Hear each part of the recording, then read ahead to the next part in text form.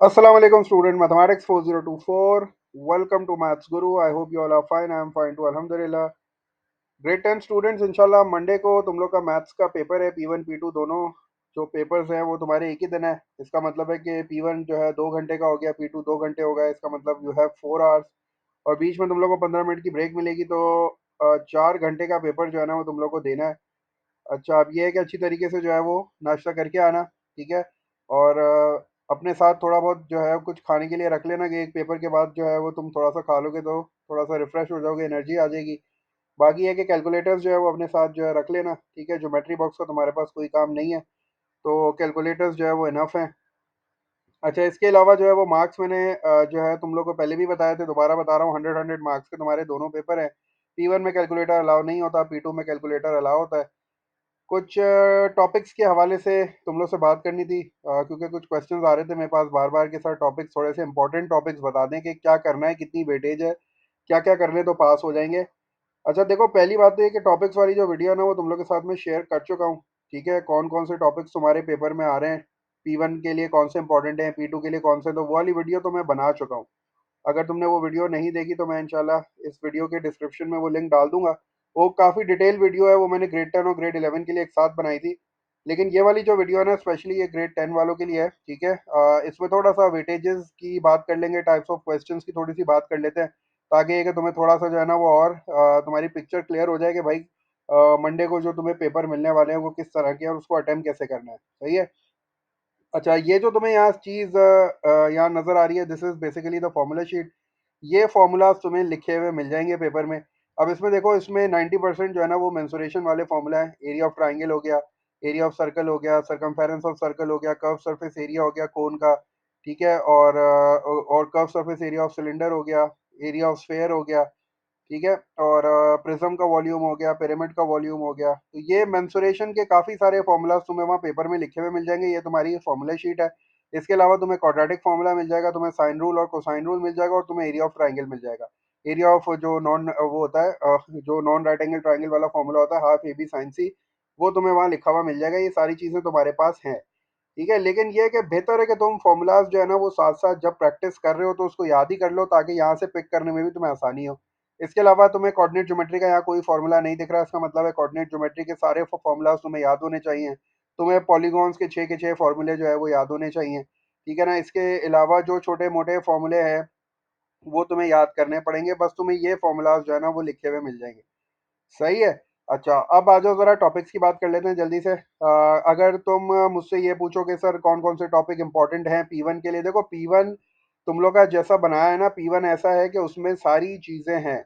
Almost जितने topics तुम्हारे पास अब तक आ रहे हैं उस सब के क्वेश्चन जो है ना तुम्हारे P1 में है। तो मतलब P1 समझो कॉम्प्रिहेंसिव है। P1 को करने के बाद तुम्हें मतलब P1 सिर्फ उसी बच्चे को आएगा जिससे सारे टॉपिक्स किए होंगे अच्छी तरीके से। हाँ, P1 पास करने के लिए तुम्हारे पास कुछ इंपॉर्टेंट टॉपिक्स हैं, जिसमें मैंने यहाँ लिखा हुआ है कि नंबर्स तुम्हें अच्छी तरीके से करना है, ठीक है। अब देखो, नंबर्स में मैंने तुम्हें सारी चीज़ें बताई हुई है कि नंबर्स में क्या क्या चीज़ें आती हैं। नंबर्स में तुम्हारे पास जो है ना वो परसेंटेजेस सबसे इंपॉर्टेंट है कि परसेंटेज कन्वर्जन कैसे करनी है, फ्रैक्शंस, डेसिमल्स, ऑर्डरिंग कैसे करनी है, छोटा नंबर बड़ा नंबर, ये सारी चीज़ें हो गई, सिग्निफिकेंट फिगर्स हो गए, और बॉड मास हो गया। इसके अलावा तुम्हारे पास रिकरिंग डेसिमल्स हैं, ठीक है। और वो जो सब्जेक्ट चेंज करने वाले आते हैं, वैल्यूज प्लग इन करने वाले, वो जो सारी चीज़ें होती हैं वो नंबर्स में बड़ी इंपॉर्टेंट है। वो सारी चीज़ें तुम्हें करनी है, ठीक है ना। उसको तुम छोड़ नहीं सकते, क्योंकि P1 या P2 में कहीं ना कहीं वो सारी चीज़ें जो है वो इंक्लूड हो जाती हैं। इसके अलावा अलजेब्रा है, अलजेब्रा में भी सारी चीज़ें करनी है। साइमल्टेनियस इक्वेशंस हो गई, और एक्सपेंशन हो गई, फैक्टराइजेशन हो गई, तो अलजेब्रा भी तुम्हें सारी करनी है। अलजेब्रा भी तुम कुछ छोड़ नहीं सकते। अलजेब्रा और नंबर्स के लिए बेहतर है कि तुम पास पेपर्स जो है ना वो अटेम्प्ट कर लो, रिसेंट 3 4 सालों के पास पेपर्स अच्छी तरीके से अटेम्प्ट कर लो।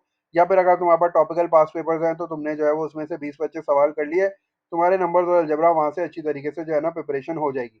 इंडाइसिस हो गया, सर्ट्स हो गया। इंडाइसिस और जो सर्ट्स है वो भी तुम्हारे P1 में बहुत है, ठीक है। इंडाइसिस में तुम्हारे पास जो रूल्स हैं वो तुम्हें अच्छी तरीके से समझ में आने चाहिए। जो एक्सपोनेंशियल इक्वेशंस होती हैं जिसमें बेस सेम करते हैं वो तुम्हें आनी चाहिए। सर्ट्स में तुम्हारे पास जो है वो रैशनलाइजिंग हो गई, ठीक है ना। तो ये चीज़ें तुम्हें करनी है, इसके बगैर तुम्हारा P1 नहीं होगा। कोऑर्डिनेट ज्योमेट्री तुम्हें आनी चाहिए अच्छी तरीके से, ग्रेडियंट का फॉर्मूला, मिड पॉइंट का formula, parallel lines, perpendicular lines, और इसके अलावा पॉइंट ऑफ इंटरसेक्शन कैसे निकालते हैं, परपेंडिकुलर बाइसेक्टर की इक्वेशन कैसे बनाते हैं। तो ये सारी चीज़ें तुम्हें अच्छी तरीके से कोऑर्डिनेट ज्योमेट्री में करनी है।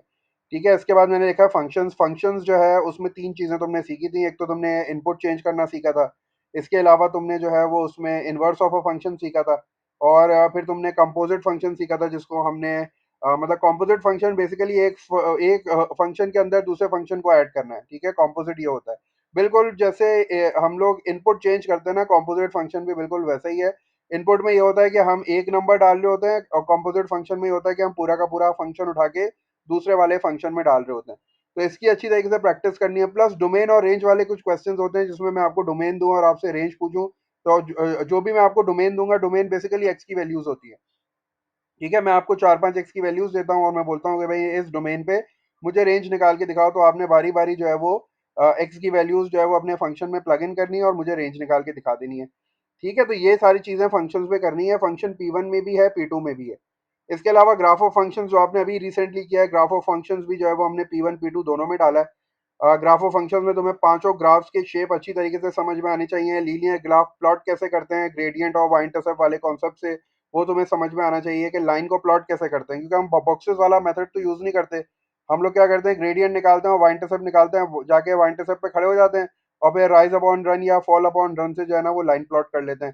तो ये वाला मेथड तुम्हें आना चाहिए अच्छी तरीके से। ठीक है? इसके अलावा तुम्हारे पास क्वाड्रेटिक जो ग्राफ्स हैं, पैराबोला, वो तुम्हें समझ में आने चाहिए। टर्निंग पॉइंट कैसे निकालते हैं, ठीक है? कंप्लीटिंग स्क्वायर जो है वो अच्छी तरीके से करके आना।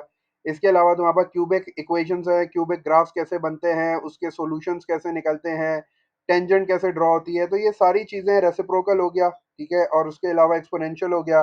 टेंजेंट्स बनानी तुम्हें आनी चाहिए, सॉल्यूशंस तुम्हें निकालने आने चाहिए, प्लॉटिंग तुम्हें अच्छी तरीके से आनी चाहिए। इसके बगैर तुम्हारा P1 P2 नहीं होगा। ये दोनों इंपॉर्टेंट चीज़ें हैं, फंक्शंस और ग्राफ ऑफ फंक्शंस, ये P1 P2 दोनों में डाली गई हैं। सही है ना? अच्छा, फिर आ जाओ angle properties of circles and polygons. Polygon के 6 फॉर्मूले अच्छी तरीके से याद करके आना। सिचुएशन के हिसाब से फॉर्मूला चेंज होता है। इंटीरियर एंगल दिया हुआ है तो एक्सटीरियर कैसे निकालते हैं, सम ऑफ इंटीरियर एंगल्स कैसे निकालते हैं। तो पॉलीगॉन्स का फॉर्मूला और सर्कल प्रॉपर्टी का क्वेश्चन भी P1 P2 दोनों में आपको मिलेगा। मेंसुरेशन में बहुत सारे फॉर्मूलाज तो यहाँ लिखे हुए हैं, ठीक है ना? इसके अलावा तुम्हें यहाँ टोटल सरफेस एरिया का फॉर्मूला नहीं नजर आता, वो हमें जो है वो उसको खुद ही बनाना पड़ता है। मेंसुरेशन में इंपॉर्टेंट चीजें होती है, जैसे सी वाले होते हैं ना, कोन हो गया, क्यूबॉइड हो गया, सिलेंडर हो गया, इनके फॉर्मूलाज अच्छी तरीके से याद कर लेना। पिरामिड और प्रिज्म हो गया, ठीक है ना? पिरामिड का वॉल्यूम कैसे निकालते हैं, प्रिज्म का वॉल्यूम कैसे निकालते हैं। पिरामिड के वॉल्यूम का फॉर्मूला होता है 1/3 बेस एरिया इंटू हाइट। यहाँ लिखा हुआ भी है 1/3 बेस एरिया इंटू हाइट। ये जो ए लिखा है बेसिकली ये बेस एरिया है। अब पिरामिड का की सिचुएशन ये होती है कि पिरामिड, हर पिरामिड की एक बेस होती है। जैसे अगर ट्रायंगुलर वो है पिरामिड, तो उसकी ट्रायंगल जो है वो बेस हो गई। स्क्वायर बेस पिरामिड है तो उसकी स्क्वायर हो गई। रेक्टेंगल बेस पिरामिड है तो उसकी रेक्टेंगल बेस हो गई। तो जो भी बेस होगी, बेस का एरिया तुम्हें निकालना आना चाहिए। बेस जो होगी वो कोई 2D शेप ही होगा।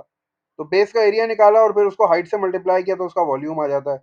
अब वो क्या करता है, वो जो है वो चलो वो मैं P2 में बताऊंगा। P2 में वो मेंसुरेशन के साथ ट्रिग्नोमेट्री को जो है ना वो मतलब वो कंबाइन करके तुमसे सवाल पूछता है। तो मेंसुरेशन और ट्रिग्नोमेट्री के भी तुम्हें काफी सारे सवाल पास पेपर्स में मिल जाएंगे, लेकिन वो P2 के लिए इंपॉर्टेंट है। वो P1 में नहीं पूछे जाते इतने।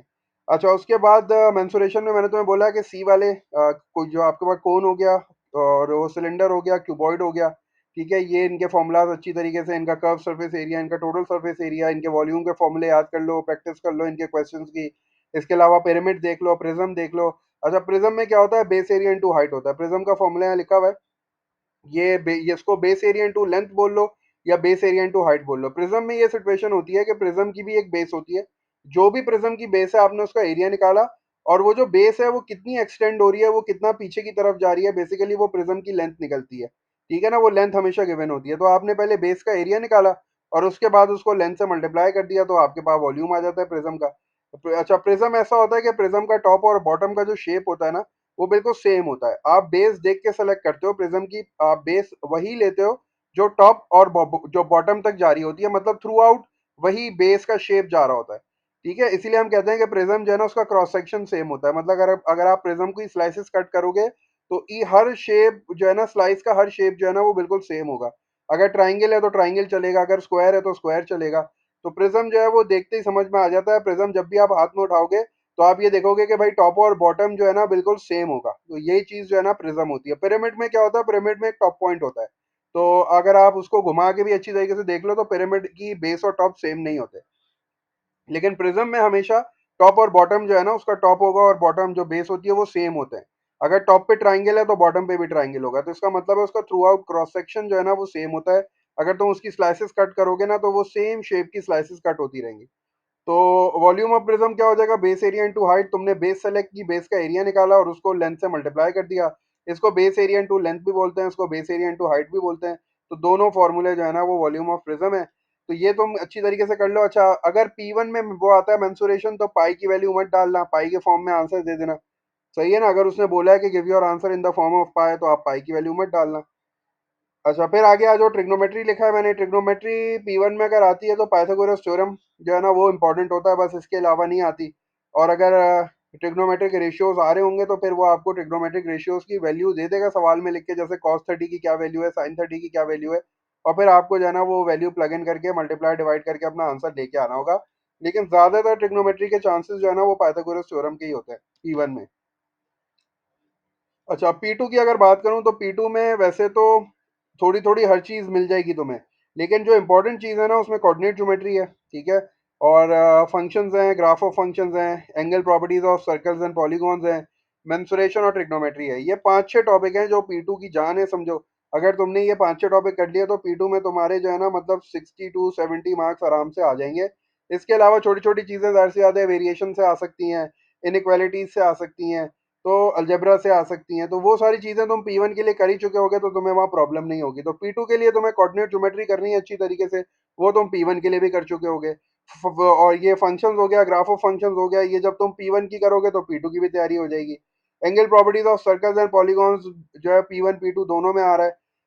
मेंसुरेशन हो गया। मेंसुरेशन अगर P2 में आता है ना तो वो ट्रिग्नोमेट्री के साथ जो है ना मिलके आता है, मतलब उसी में आपको एक शेप दे दी जाएगी, उसका वॉल्यूम भी निकलवा लेगा, एंगल ऑफ एलिवेशन भी आ जाएगा, उसमें बेरिंग भी आ जाएगा। तो मेंसुरेशन और ट्रिग्नोमेट्री कंबाइन होके आती है P2 में। सही है ना? तो ये कुछ जो थी वो टिप्स थी मेरे, जो हैं मैं जो तुम्हें देनी थी टिप्स। तो इसके अलावा अगर कोई क्वेश्चन है, अभी फ़िलहाल इतना ही है। इसके अलावा तो और कोई चीज़ ऐसी ऐसा बची भी नहीं। हाँ, पास्ट पेपर्स जो है वो रीसेंट पास्ट पेपर्स कर लो, ठीक है। अगर तुम्हें टाइम मिले तो आईजीसीएसई के भी थोड़े से क्वेश्चंस देख लो, लेकिन अभी फ़िलहाल अपने वेरिएंट वाले या वेरिएंट 1 वाले पास्ट पेपर्स कर लो अच्छी तरीके से। 2025, 2024 ज़्यादा पीछे अभी जाने की ज़रूरत नहीं है, क्योंकि सिलेबस थोड़ा सा चेंज हुआ है। तो वहाँ तुम्हें कुछ ऐसे क्वेश्चंस मिलेंगे जो आउट ऑफ सिलेबस हैं, तुम परेशान होगे फिर। ठीक है ना? तो फिलहाल अभी इसको यहीं तक रखते हैं। वीडियो ये थोड़ी सी लेट हो गई है, लेकिन ये है कि ज़रूर इसको देख के अपना फीडबैक दे देना। बाकी क्वेश्चंस हो तो कमेंट कर देना, इंशाल्लाह मैं ज़रूर जवाब दूंगा। बाकी कोई क्वेश्चन हो तो मुझे भेज देना, इंशाल्लाह मैं उसको सॉल्व करके वीडियो बना दूंगा ताकि बाकियों का भी भला हो जाए। Until then take care, all the best, अल्लाह हाफिज़।